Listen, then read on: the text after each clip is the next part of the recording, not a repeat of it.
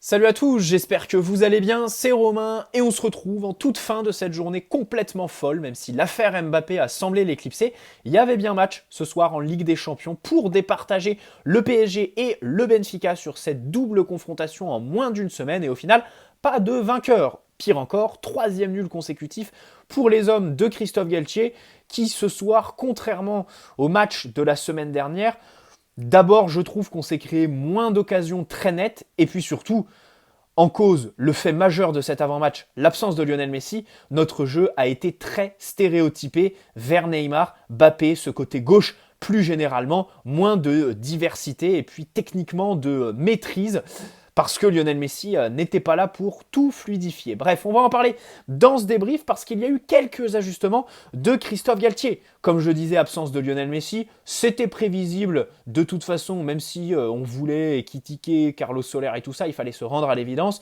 C'était Pablo Sarabia qui allait être titularisé. Verratti Vitinha au milieu de terrain pour suppléer tout ça avec Bernat et Achraf Hakimi, même ligne défensive dans l'axe et Donnarumma dans les cages. Alors, évidemment, atmosphère super bizarre au Parc des Princes. Luis Campos qui prend la parole au micro de Canal+ pour démentir formellement les rumeurs de départ pour lui et Kylian Mbappé. Le PSG qui fait un communiqué à la mi-temps du match. Tu comprends pas. Sûrement encore un coup de Julien Ménard, le responsable com de l'équipe première. À la mi-temps, comme ça, le PSG a sorti un communiqué sur son site et évidemment sur Twitter. Bref, dans tout ça, il y avait un petit peu un match. Kylian Mbappé qui a cristallisé les attentions, mais pour d'abord découper le match, 3-4 premières minutes dans lesquelles tu penses que le PSG va subir comme au match aller sur grosso modo la première demi-heure, mais au final, on se remet tout de suite dans notre assiette, on fait quand même un bon début de match, un petit temps mort aux alentours de la demi-heure, et puis derrière, tu te reprends avec de belles séquences. On a revu un petit peu le PSG de la seconde mi-temps à Lisbonne, c'est-à-dire qu'il récupère très très vite les ballons très hauts, Neymar contre-pressing, Marco Verratti, Vitinha, et tout ça conclu à la 40e minute par un fait de jeu obtenu par Juan Bernat, converti par Kylian Mbappé. Je fais évidemment référence à ce penalty. Mbappé qui n'a pas tremblé, qui a bu la pression. Faut le souligner, même si c'est lui qui ce soir s'attire tous les projecteurs et les critiques aussi, il a quand même la personnalité pour prendre le penalty et puis surtout le marquer bien évidemment. Bon, en seconde mi-temps, en fin de match, tu pousses. C'est vrai que j'ai trouvé que l'équipe avait encore un petit peu de jus, voilà. Galtier a encore tardé à faire ses changements, son coaching. Quand le Benfica s'est forcé à mettre le pied à chaque fois, l'arbitre qui a distribué jaune sur jaune, c'est d'ailleurs un miracle que les Portugais sortent de cette double confrontation à 11 contre 11 sur les deux matchs. Enfin, quand tu vois Enzo Fernandez faire la faute qu'il fait sur Neymar, tu te dis, si le Brésilien se blesse alors qu'Enzo Fernandez doit pas démarrer ce match parce que c'est rouge à l'aller sur les deux pieds qu'il met sur la cheville de Marco Verratti là-bas, c'est compliqué. La faute en toute fin de match qui provoque la sortie de Mbappé et on espère évidemment que c'est pas compromettant pour le Classico, parce que bon, Mbappé, tu l'aimes pas. Derrière la MNM, c'est quand même très très très très juste. Sarabia l'a encore confirmé ce soir avec un bon match de vegan, tout simplement, complètement mou, sans énergie. Voilà, la sobriété, il l'a bien compris parce que il a mis à l'œuvre ce soir. C'était absolument mou. Il n'y a pas d'autre mot en fait pour décrire Pablo Sarabia. Globalement, on va quand même revenir sur collectivement cette animation parce qu'il y a eu un changement de la part de Christophe Galtier. Cette position de Marquinhos et celle de Neymar qui me font dire que ce soir, plus que sur tous les autres matchs, on a vu un PSG très proche de celui de Pochettino. Alors attention, ne me tombez pas dessus, c'est pas dans le sens critique, mais c'est vraiment d'un point de vue purement tactique et objectif en fait. Je dis pas ça pour critiquer, je dis pas ouais c'est le PSG de Pochettino, ça y est, on est de retour dans nos travers. Non, Marquinhos plus haut sur le terrain, mais surtout Neymar en tant que relayeur. Et Mbappé sur ce côté gauche, clairement pas en pivot ce soir. Bon, pivot, il l'a jamais été, c'est un mot qu'il a extrapolé bien évidemment, mais il a eu tout le couloir gauche. Peut-être aussi l'absence de Nuno Mendes à jouer là-dedans parce qu'athlétiquement, il en impose beaucoup plus que Juan Bernat, qui laisse globalement Bernat plus de liberté à Mbappé sur ce côté. Ça, je trouve que il faut en parler dans l'analyse un petit peu tactique de ce couloir. Pas que la relation Neymar-Mbappé, il y a aussi Nuno Mendes qui évolue plus haut et qui prend plus de place parce qu'il a un énorme volume de jeu. Ce soir, bon, Mbappé a eu tout le côté gauche, Neymar quasi relayeur, tout simplement. Et puis Marquinhos au milieu de terrain. Tu comprends vite fait ce que veut faire Christophe Galtier par le positionnement de Marquinhos, à savoir se retirer cette ligne de défense à 3 à la relance pour faire progresser le ballon plus vite en mettant évidemment du nombre sur chaque ligne. Alors, j'ai vraiment pas trop compris. D'abord parce que cette animation à 3 derrière, quand Marquinhos est dans l'axe, et donc permet à Ramos et Danilo de jouer excentré et de faire du coup progresser le ballon vers l'axe par des passes verticales, bah ça me déplaît pas en fait. Ça me déplaît pas. Maintenant, c'est une question technique pour Ramos qui a loupé un nombre anormal de ballons au match aller. Ce soir, il s'est quand même repris. Il tente d'ailleurs une roulette en première mi-temps qui est fantastique. Danilo, pareil, ce soir, on l'a vu sur des ballons dans les airs, c'est marrant, les ballons bien rupture ce soir, je l'ai vu une ou deux fois. Et puis globalement, techniquement, bon, il était un petit peu mieux. Marquinhos, ce positionnement qui, du coup, bon, je comprends pas, surtout qu'en fait, tu mets Marquinhos au milieu, mais Verratti continue à décrocher. Alors Verratti, c'est dans sa nature de toute façon. Bref, c'était assez illisible. Franchement, petite critique là-dessus, ou enfin incompréhension. J'espère que un journaliste va poser la question à Christophe Galtier, parce que ce soir, très clairement, Marquinhos était au milieu de terrain. On avait deux centraux et trois milieux de terrain. Enfin, plutôt Verratti, Marquinhos et un cran encore au-dessus, Vitinha, Neymar. Un jeu vraiment à étage pour faire progresser le ballon. Tu vois où Christophe Galtier veut en venir, mais en face, tu as quand même une équipe qui presse en nombre, en plus de mettre de l'intensité. Donc, contre le Benfica, je voyais pas trop d'intérêt à tenter ça. Ensuite, la position de Neymar, très difficile d'analyser son match. Je pense que là, va y avoir des extrémismes en fait. Soit tu as kiffé le match de Neymar, notamment sa première mi-temps, soit tu as détesté et il t'a rendu fou en fait. Il n'y a pas de juste milieu, ça va être difficile de se mettre d'accord, tu es obligé de te positionner, je pense, sur un des deux côtés. Globalement, Neymar évoluait comme sous Pochettino, voilà, en tant que relayeur, obligé de faire remonter les ballons. Et puis globalement, on a aussi vu en fait certains ballons très directs en destination de Kylian Mbappé, chose qu'on ne voyait pas depuis le début de la saison, et qui se rapproche bien sûr du PSG de Pochettino. Là, il suffit pas d'analyser 15 ans. Évidemment que c'était pour faire plaisir à Kylian Mbappé, lui donner un petit peu plus de responsabilité, de place dans nos circuits. Ce soir, il l'a eu parce que c'était clairement le plan de jeu. Hein. Franchement, ce soir, c'était passer la balle à Mbappé. Neymar était vraiment dans la faune, dans la densité absolue pour ensuite essayer de s'en sortir, faire parler ses qualités techniques, pour ensuite lancer Mbappé dans la profondeur. De toute façon, il n'y avait que lui comme danger devant. Voilà. Achraf Hakimi, le peu de fois où il a pu l'être, on le servait pas et on attendait un petit peu trop pour au final lui donner dans les pieds, alors que quand il part en phase arrêtée, il est complètement inoffensif, comme en première mi-temps quand il tente un espèce de petit pont qui au final mène à un contre du Benfica.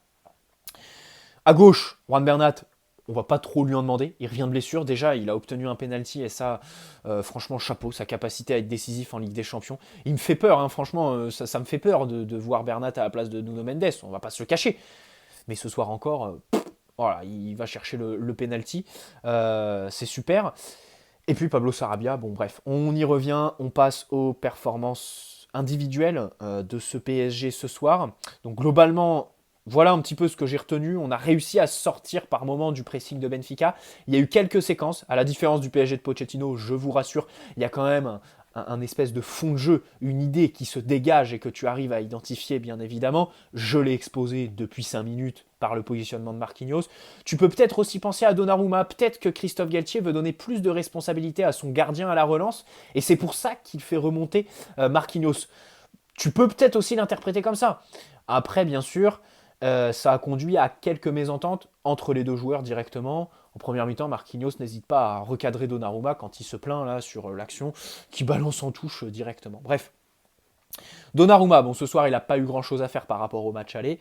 Il a balancé en touche la plupart du temps ses relances. Bon, ça nous fait rigoler, mais bon, on est tellement traumatisé du Santiago Bernabéu qu'on lui en veut pas. Et puis c'est surtout une marque de maturité, bien évidemment. Défensivement, Danilo a encore fait son match, je trouve. Dans les duels encore patron. Il parle aussi beaucoup, hein, que ce soit ses joueurs, à l'arbitre aussi. Hein, il se sent un petit peu poussé des ailes. Ramos, en première mi-temps, il y a eu quand même, enfin, il y a de la personnalité, comme sur cette roulette, bien évidemment. Dans les duels, il a montré une meilleure lecture, je trouve, mais globalement, c'est pas encore. On en demande plus pour que ce soit le match référence de cette première partie de saison pour lui. Marquinhos, enfin, cette espèce de positionnement bizarre, ouais, l'a pas mis dans les meilleures dispositions parce que, encore une fois, il savait pas trop où se mettre. Au duel, par moment, manque de tonus, même si en termes de contre-pressing, tu sens qu'il était un petit peu plus libéré quand même. Hein. Voilà, mentalement, psychologiquement, dans les courses, il hésitait un petit peu moins. Devant lui, bon, Verratti, c'est malheureux, ce penalty qu'il offre au Benfica sur ce tacle tout en longueur, et puis au final, bah, vérification de la VAR, bam, il est indiscutable, le penalty, bien évidemment. Mario le tire très très bien. C'est un petit peu dans l'axe, mais c'est surtout sous la barre et avec la puissance. Même si Donnarumma prend beaucoup d'espace dans sa cage, impossible pour lui de l'arrêter, et pire encore, il avait plongé du mauvais côté. Bref, dans tous les cas, bon, Verratti fait quand même un bon match. Voilà, encore une fois, c'est dans ses standards, tout simplement, dans les sorties de balles. Même si en fait, il décroche peut-être trop. Il attire l'adversaire, évidemment, son pressing. J'aimerais bien quand même qu'il évolue un cran plus haut, Marco Verratti. Tu vois ce que je veux dire. Un autre qui m'a plu ce soir, c'est Vitinha. Vitinha, je trouve qu'il a fait un bon match avec de la personnalité. C'est vrai que depuis ce début de saison fanfare, c'était difficile de juger ses matchs parce que globalement, il a trop d'espace à couvrir, le garçon. Mais ce soir, techniquement, il a apporté de la justesse, beaucoup de calme en fait, d'intelligence de jeu, et j'ai vraiment apprécié ça. Voilà. En plus de son entrée contre Reims, qui a été quand même assez, assez bonne parce que canalisante pour le jeu du PSG. Ouais, canalisante. Je n'ai pas trouvé d'autres mots. Achraf Hakimi, je- défensivement, pas trop de choses à redire. Offensivement, encore une fois, trop oublié, bien évidemment. C'est un énorme problème de ce PSG, en fait. Le manque de profondeur qui est criant. Et là, de toute façon, tu peux gueuler pour un 9 pivot qui serait un point de fixation. Mais je maintiens ce que je disais cet été. Ok, il faut un 9, mais il y a un autre besoin qui est aussi urgent qu'un 9. C'est vraiment mais un ailier virevoltant, un mec qui va chercher le 1 contre 1, qui va te mettre, je sais pas, de la percussion, de la dynamique là-dedans. Ce qu'aurait fait bon, un Ousmane Dembélé qui était associé au club quand Leonardo était là. Voilà, vraiment, c'est criant complètement. Il n'y a que Mbappé pour faire ça. Et c'est vraiment chiant. En plus d'être trop porté sur le côté gauche, quoi. À un moment donné, t'as Achraf Hakimi qui a une moitié de terrain pour lui tout seul. Personne ne le lance. Et à chaque fois, quand tu fais un renversement, alors t'es content parce que tu le fais, mais soit c'est trop tard, soit c'est dans les pieds d'Achraf Hakimi, soit c'est après avoir pris relais sur un défenseur central ou un milieu de terrain. Donc le renversement, bah, il est à contre-temps. Voilà. Donc, ça ne sert pas à grand-chose. Donc c'est un peu compliqué dans cette dimension-là. Bon, ce soir, tu avais aussi Pablo Sarabia.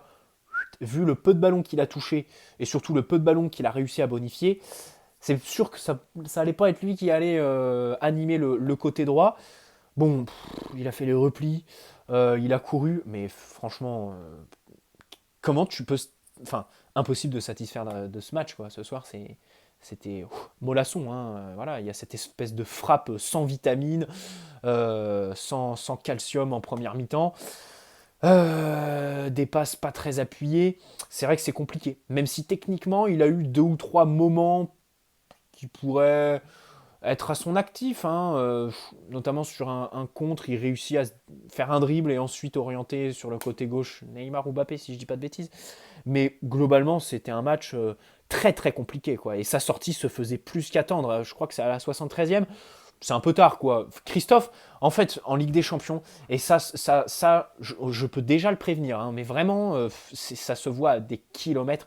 Mais quand on sera en huitième de finale, qu'on va donc jouer notre saison, on va payer évidemment ce manque de pragmatisme de la part de Galtier, ce manque de coaching, évidemment. Hein.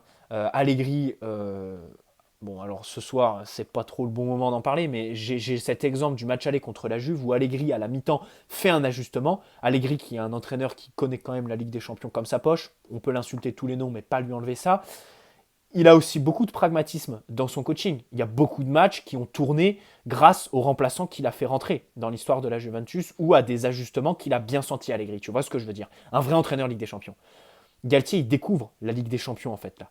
Et le problème, c'est qu'il n'a pas encore saisi la dimension, l'importance du coaching dans les grands matchs. Et je pense que ça risque de nous desservir si il n'en prend pas conscience avant ou s'il ne prend pas en personnalité. Alors après, vous me direz, c'est vrai que sur le banc, bon, il n'y a pas grand monde. Hein. Ekitike et Solaire, ça fait pas trop rêver.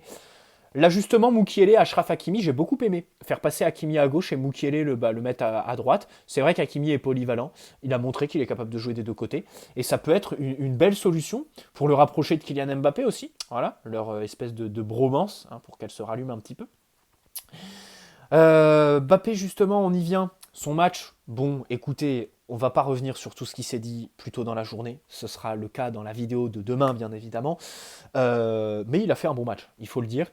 Bon, déjà parce que c'était le plan de jeu, comme je l'ai dit. Hein. Ce soir, contrairement à tous nos autres matchs, Neymar jouait pour se débarrasser de la densité et ensuite trouver une passe pour Mbappé. On essayait aussi de manière plus directe de le trouver. Lui partait vraiment de la gauche, débordait, et puis on voit qu'il aime faire ça, qu'il est excellent là-dedans. En première mi-temps, il le fait 3-4 fois évidemment. En seconde, un petit peu moins, c'est vrai qu'au retour des vestiaires, là, il y a 15-20 minutes, jusqu'au but en fait du Benfica, il s'éteint complètement. C'est vrai que bon, j'ai aucun souvenir de Mbappé entre le retour des vestiaires et le penalty du Benfica. Par contre, en première, voilà, toutes nos occasions passent par lui. Enfin, occasion, c'est un grand mot, mais toutes nos situations, c'était vraiment le dynamiteur du PSG. Donc, bien sûr, il faut quand même souligner le bon match ce soir, en plus du penalty. Bon, comme je le disais, il y a les couilles, évidemment, de le prendre avec les circonstances actuelles. Mais bon, évidemment, que ce serait se trahir lui-même que de ne pas le prendre. Neymar, c'est compliqué. Neymar, c'est compliqué à analyser. Personnellement, je me mets plus du côté des gens qui ont kiffé son match. Parce que notamment en première mi-temps, c'est lui qui a réussi à nous sortir évidemment de la densité, quelques gestes exceptionnels, mais bien sûr que souvent, trop souvent, il garde le ballon un petit peu trop, il cherche à faire ce dribble de plus. Alors ok, c'est beau pour les compilations et tout ça, mais quand il y a des solutions de passe qui sont évidentes, ça dessert le jeu, et puis accessoirement, ça le dessert lui, parce que il prend des tacles. Alors ça, je me positionnerai pas du tout du côté des gens qui lui tombent dessus. Ouais, s'il est blessé, c'est parce que il force trop, il garde trop le ballon. Non, moi je le vois plus dans la dimension. Il y avait des passes évidentes, notamment sur le sombrero qu'il met en première mi-temps. Il y avait une passe évidente, je crois, à sa gauche, et il force un petit peu trop. Voilà, c'est ça qui peut faire qu'en fait des gens peuvent être énervés de son match, mais globalement, je pense qu'il faut aussi retenir le bon nombre de situations dont il a réussi à s'extirper. Bon, on le souligne, on continue parce que c'est extraordinaire. L'apport défensif, tout simplement, quasi sur la même ligne que les milieux, toujours avec beaucoup d'énergie, de bonne volonté. Très bien, encore une fois là-dessus, Neymar. Et puis bon, offensivement, il n'a pas eu d'occasion très nette, tout simplement parce qu'il évoluait beaucoup plus bas. Comme sous Pochettino, en fait, on retrouve les mêmes problématiques du Neymar qui perd un petit peu en lucidité parce qu'il part de plus bas sur le terrain et qu'il a quand même envie de se montrer dans le dernier tiers. Mais bon, globalement, je trouve que c'est lui qui a eu en première la justesse technique pour trouver, évidemment, dans les intervalles, Mbappé et déséquilibrer surtout, en fait, le Benfica. C'est lui qui a fait le plus mal au Benfica, avec Mbappé, bien évidemment. Juan Bernat, on finit avec lui, ouais. Écoutez, il va chercher le penalty. Sinon, ouais, je retiens pas grand-chose de son match, mais bon, c'est déjà ça. Il n'y a pas eu de vraie alerte. Il a eu de la chance, hein, Neres n'a pas fait le déplacement. Je suis pas sûr qu'il va chercher le penalty si Neres est sur le terrain, parce que dans les 1 contre 1, il lui aurait tellement fait mal qu'il l'aurait bridé offensivement. Mais bon, voilà, c'est évidemment une très très bonne chose. Le penalty, on espère qu'il a pris en confiance et le revoir contre Marseille dimanche, puisque c'est la prochaine échéance pour le PSG. D'ici là, croyez-moi qu'on va parler de tout, sauf de terrain. N'oublions pas ce match contre le Benfica. Encore une fois, j'ai préféré le match aller au match retour. Notamment parce qu'au match aller, on a eu vraiment de vraies phases d'assises complètes, vraiment. Il manquait juste le côté tueur.